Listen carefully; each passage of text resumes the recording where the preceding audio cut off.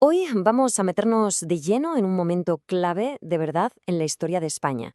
Vamos a ver cómo una pelea familiar, una disputa por el trono en el siglo XIX, acabó provocando no solo una guerra, sino que forzó a toda una nación a plantearse, bueno, ¿qué queremos ser? ¿Seguimos anclados en el pasado o nos lanzamos a un futuro que nadie sabía cómo iba a ser?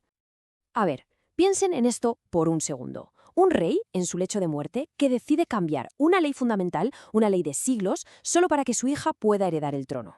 Podría ser un acto de amor de un padre, ¿verdad?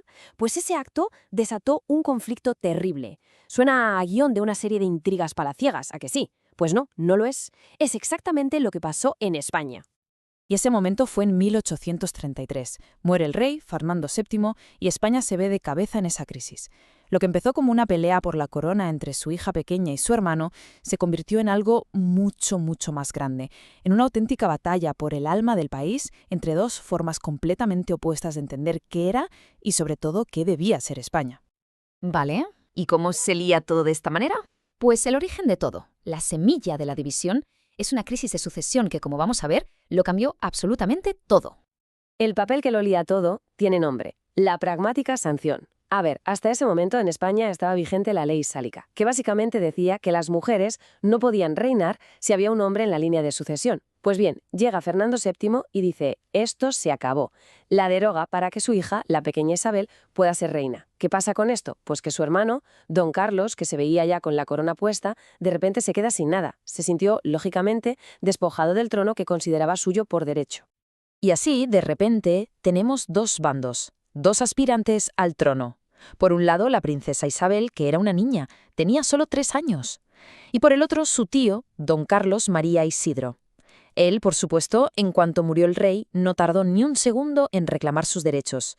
Estaba convencidísimo de que esa nueva ley era una traición a la historia y a la tradición de España. Claro, una pelea así no se iba a quedar en los pasillos de palacio, ni mucho menos. Se extendió como la pólvora por todo el país, y lo que empezó como una riña familiar acabó en una guerra civil brutal. Una guerra que en el fondo enfrentaba a dos Españas que no podían convivir. Los bandos estaban, la verdad, muy claros. Por un lado, los isabelinos, los que apoyaban a la princesa niña y a su madre, la regente María Cristina. Ellos, para asegurarse el poder, hicieron un pacto un poco por interés con los liberales. Y justo enfrente, los carlistas, todos unidos alrededor de don Carlos, defendiendo a capa y espada el absolutismo y la traición más pura y dura. La idea carlista se puede resumir perfectamente en su lema: Dios, patria y rey. ¿Qué querían? Pues un rey con poder absoluto, una religión muy tradicionalista y, ojo a esto que es clave, la defensa de los fueros, las leyes regionales. Y esto de los fueros es fundamental para entender por qué tanta gente les apoyó. Para los campesinos del País Vasco o de Navarra, los fueros no eran solo leyes viejas, no, eran su sistema, lo que protegía sus pequeñas tierras, su forma de vida, frente a las reformas liberales que veían venir como una amenaza que iba a arrasar con todo lo suyo. La guerra tuvo como 3 etapas muy claras. Al principio, los carlistas eran los reyes de la guerrilla, consiguieron controlar un montón de zonas rurales, pero las grandes ciudades se les resistían. Luego, en una segunda fase, intentaron llevar la guerra a toda España, lanzaron varias ofensivas, pero la verdad es que no encontraron el apoyo que esperaban.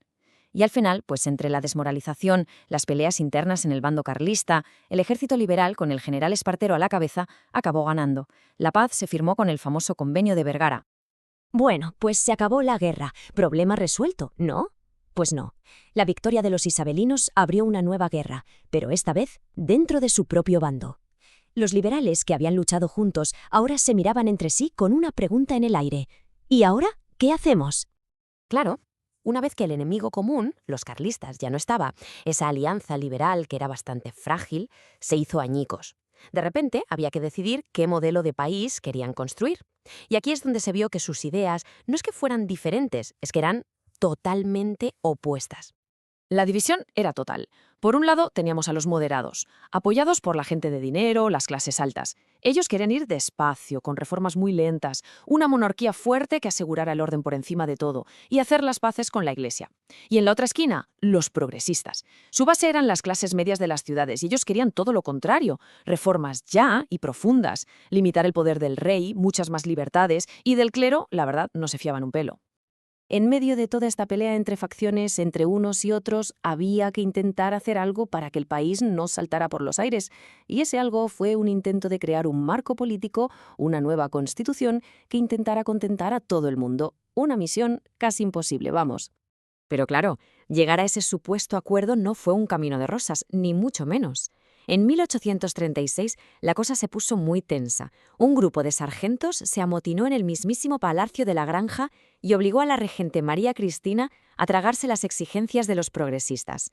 Aquello fue una demostración de fuerza en toda regla. Dejó muy claro que los progresistas estaban dispuestos a usar la fuerza si hacía falta para conseguir lo que querían. Y el resultado de toda esa presión fue la Constitución de 1837, un documento que intentaba ser un punto medio. A ver, por un lado establecía que la soberanía la compartían el rey y las Cortes, el Parlamento. Reconocía derechos importantes como la libertad de imprenta, pero por otro lado le dejaba al rey bastante poder, como el derecho a vetar leyes. Era, en fin, un intento de navegar entre dos aguas, de dar un poco a los moderados y un poco a los progresistas. Se hablaba mucho de soberanía, de derechos, de libertad, pero al final hay una cifra que lo resume todo. Un 2%. Solo el 2% de la población española tenía derecho a votar. O sea que el poder real, el de verdad, seguía estando donde siempre, en manos de una élite muy, muy pequeña de hombres con mucho dinero.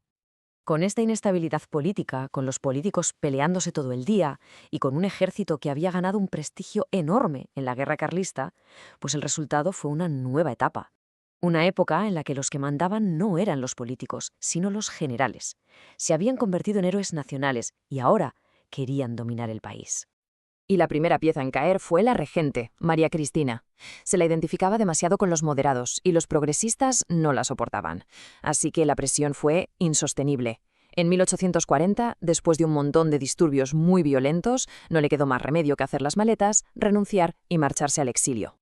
Y ese vacío de poder, ¿quién lo iba a llenar? Pues el hombre del momento, la figura con más prestigio de toda España, el general Baldomero Espartero, el gran héroe de la guerra carlista. Con el apoyo de los progresistas, las Cortes lo eligieron como el nuevo regente. Parecía el salvador de la patria. Parecía que por fin llegaba el hombre que iba a poner orden y estabilidad. Pero no, su propia mano dura fue lo que acabó con él. Todo estalló en Barcelona, en 1842. Hubo una revuelta popular. La gente estaba harta por el paro y por un acuerdo comercial con Gran Bretaña que les perjudicaba muchísimo. Y esto puso a prueba a Espartero. Su respuesta fue implacable. ¿Qué hizo Espartero? Ordenó bombardear Barcelona. Así, sin más. Bombardear la ciudad para acabar con la rebelión. Los cañones mataron a cientos de personas, destrozaron más de 500 edificios. Sí, consiguió aplastar la revuelta, pero el precio fue la destrucción total de su imagen. El gran héroe de España se había convertido en el verdugo de Barcelona. Una brutalidad así, claro, le puso a todo el mundo en su contra, incluso a muchos de los progresistas que le habían apoyado. Se quedó completamente solo, desacreditado. Y al final, al general Espartero no le quedó otra que hacer lo mismo que María Cristina, coger el camino del exilio a Londres. Su tiempo en el poder se había acabado.